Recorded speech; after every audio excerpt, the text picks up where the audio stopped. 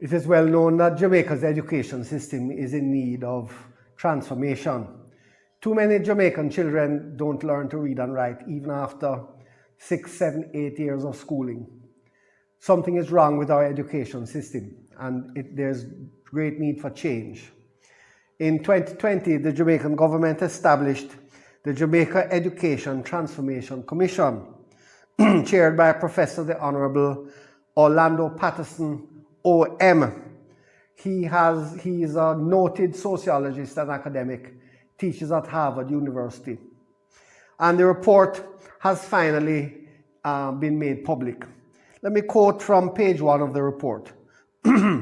Our greatest failure lies in the very success of placing the great majority of our children in schools where, sadly, the hopes of over half are dashed by the end of their primary education, from which they emerge illiterate and innumerate. Page 1. They go to school and they end up illiterate. What did we spend our money on hiring the teachers and paying for the schools? The report has not disappointed us. Every first-year sociology student learns that the main social institution which creates and maintains Jamaica's iniquitous class system of privilege and inequality is Jamaica's education system. And Patterson, who teaches sociology at Harvard University, reinforces this thesis with hard data. But his findings are not new. The 2004 Task Force on Educational Reform, chaired by Dr. Ray Davis, at the time the president of the University of Technology, produced a report entitled Jamaica, a Transformed Education System. And that report came to similar conclusions. About this 2004 report, Orlando Patterson says the following, and I quote, "While the 2004 task force made many valuable recommendations towards improvement of the teaching profession and classroom procedure directly relating to student performance, in the implementation process, these were largely neglected or failed to make much of an impact." End of quote. So it is clear, that we have never lacked talented social policy analysts. And they have been more than capable of producing insightful analytical reports with sound recommendations. What we have lacked in this country is politicians and a national bureaucracy capable of implementing transformative policy. The Patterson report goes on, and I quote, "The 2004 task force also strongly recommended institutional changes in the Ministry of Education, hardly any of which were implemented." End of quote. Page 2. So we can analyze what the problem is, but we don't seem to be able to fix it. In a paper entitled Education and Society in Jamaica, published in 1971, Professor Errol Miller, the noted education specialist, explained how policy changes introduced into Jamaica's education system were neutralized.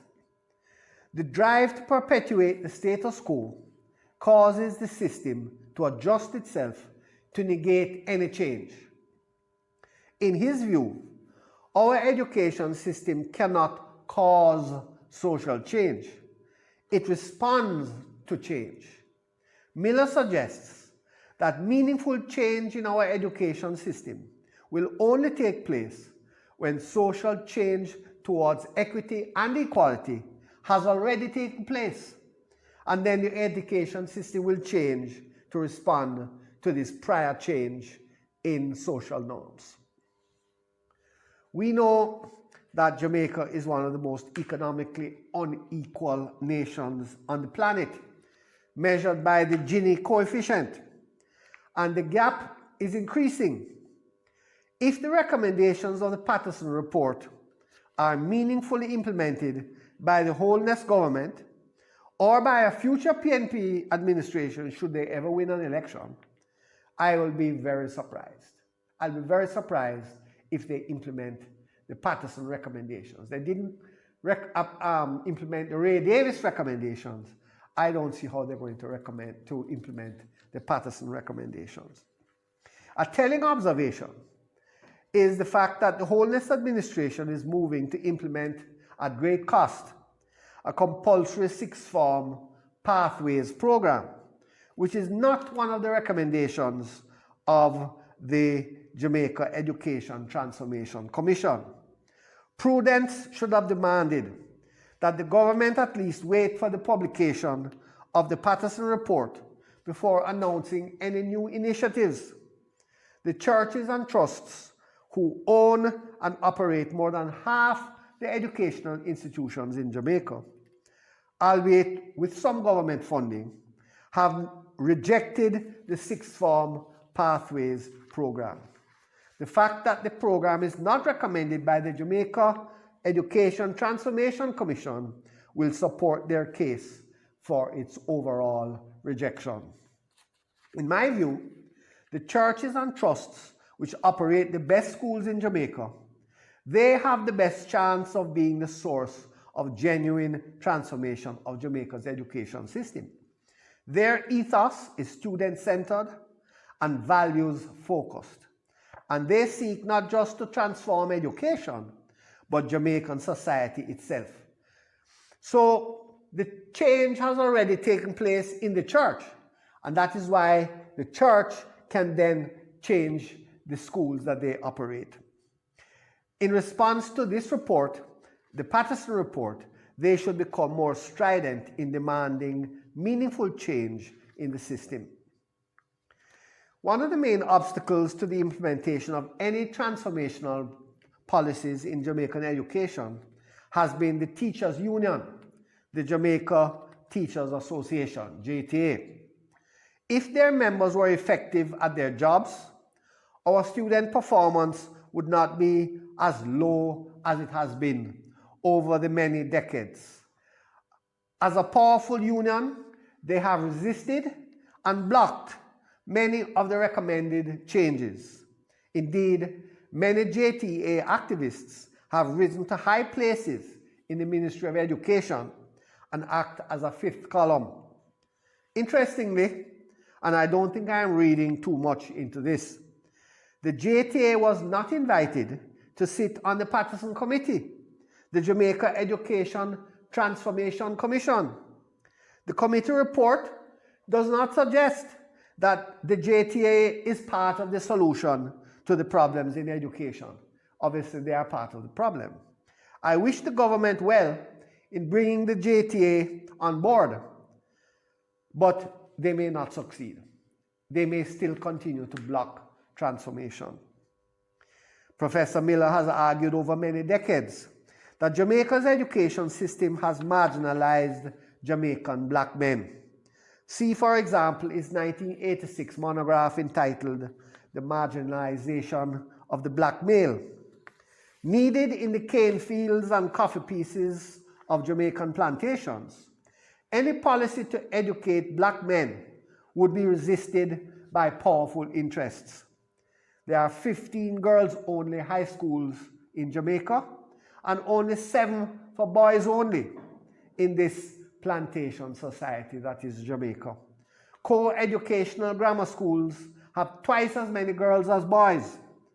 And because adolescent girls are conceptually more developed than boys, in the same class, they run rings around the boys academically. Despite what the feminists say and wish us to believe, Jamaica's educational system favors girls and disadvantages boys. The Patterson Report provides hard data to back up this thesis. Improving the educational performance of boys requires transformation of the economic status of Jamaican males and more high schools for boys only. I am not sure Jamaica has the cojones for this sort of social engineering. Strong families will enhance the performance of children in school. But that is not where we are at here in Jamaica. In this sense, the churches have failed because 80% of children in Jamaica are still born outside of wedlock. Parents committed to each other will bring up children themselves able to live in committed relationships.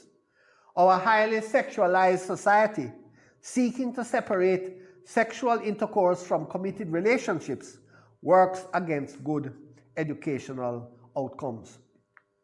I hope many of you will read the Patterson report and will grasp its implications.